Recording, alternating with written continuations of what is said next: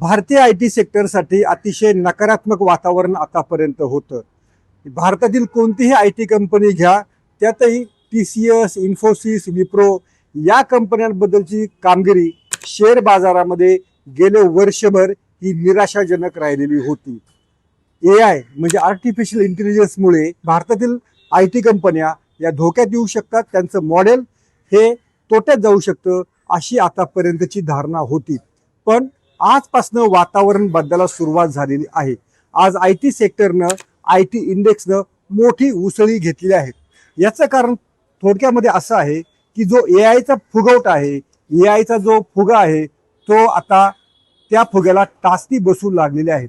आपण कालच पाहिलेलं होतं की कोरियन मार्केटमध्ये काल ब्लॅक ट्यूजडे म्हणजे काळा मंगळवार हा दिसून आलेला होता. त्यातील सॅमसंग आणि हायमेक्स या दोन चिप बनवणाऱ्या कंपन्यांचे शेअर तब्बल 10% घसरलेले होते. अनेकांचं आता म्हणणं असं आहे या AI कंपन्या इतक्या मोठ्या प्रमाणात खर्च करत आहेत की त्यापासून त्यांना परतावा किंवा नफा मिळवणं ही फार कठीण गोष्ट होणार आहे. या कठीण गोष्टीमुळेच आता पुन्हा परंपरागत असलेल्या आय.टी. कंपन्यांकडेच हे काम द्यावं लागेल. कारण AI कडनं जे काम करून घ्यायचं आहे त्याच्यासाठी मोठा खर्च येणार आहे. याचा सारा परिणाम आज शेअर मार्केटमध्ये दिसून आला. भारतातील प्रमुख आय.टी. कंपन्यांच्या शेअरनी गुंतवणूकदारांना अक्षरशः रडवलेले होते. गेली 2 वर्ष या कंपन्यांपासून फारसा परतावा मिळणं हे अवघड होऊन बसलेलं होतं. आज मात्र परिस्थिती बदललेली आहे. आजच इन्फोसिसचा शेअर हा जवळपास 4% वाढून 1152 या पातळीला आज क्लोज झालेला आहे. कोफोरचा देखील शेअर तब्बल 5% वाढला. LTI माइंडट्रीचा शेअर देखील 2.5% जवळपास वाढलेला होता. पर्सिस्टंटचा शेअर 3% वाढलेला आहे. याच पर्सिस्टंटचा शेअर जर्मनीमधली AI कंपनी विकत घेतली म्हणून गेल्या काही दिवसांपूर्वी त्याचा भाव फार कमी झालेला होता. आता ही परिस्थिती बदलू लागलेली आहे आणि त्याचेच हे संकेत आहेत. TCSचा देखील शेअर हा 3% वाढला.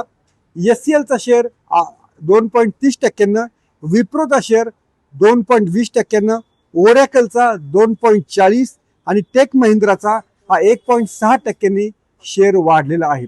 त्यामुळे आता या आय.टी. कंपन्यांसाठी आजचे दिन सुरू होतात का याचीच आता उत्सुकता लागून राहिलेली आहे. तुम्हाला माहिती आहे की आय.टी. कंपन्यांवरती भारतातला मोठा उच्च मध्यमवर्ग अवलंबून आहे. अनेक आय.टी. कॉलेजेस असतील, इंजिनिअरिंग कॉलेजेस असतील, त्या कॉलेजमधले विद्यार्थी चिंतेमध्ये होते. AI मुळे आपल्याला भविष्यात नोकऱ्या मिळणार का, ज्यांच्या नोकऱ्या आहेत त्या टिकणार का. पण आता या सर्वांसाठी थोडे शुभ संकेत येऊ लागलेले आहेत. त्याला कारण महत्त्वाचं आहे AIचं सध्याचं जे मॉडेल आहे ते आर्थिकदृष्ट्या किफायतशीर नाही अशी खुणगाट शेअर मार्केटनं बांधलेली आहे. शेअर मार्केट हा नेहमी भविष्याचा विचार करत असतं. शेअर मार्केट भविष्याचा अंदाज घेत असतं. त्यातूनच मग कंपन्यांच्या शेअरच्या भावाची किंमत ठरत असते. आता परिस्थिती अशी आहे की ज्या आय.टी. कंपन्या भारतातल्या गुंतवणूकदारांना नकोशा होत्या, त्यांच्याकडे कोणी डुंकून पाहत नव्हतं, त्यांच्याकडे आता गुंतवणूकदार, त्यातही परदेशी गुंतवणूकदार पुन्हा झुकू लागलेले आहेत.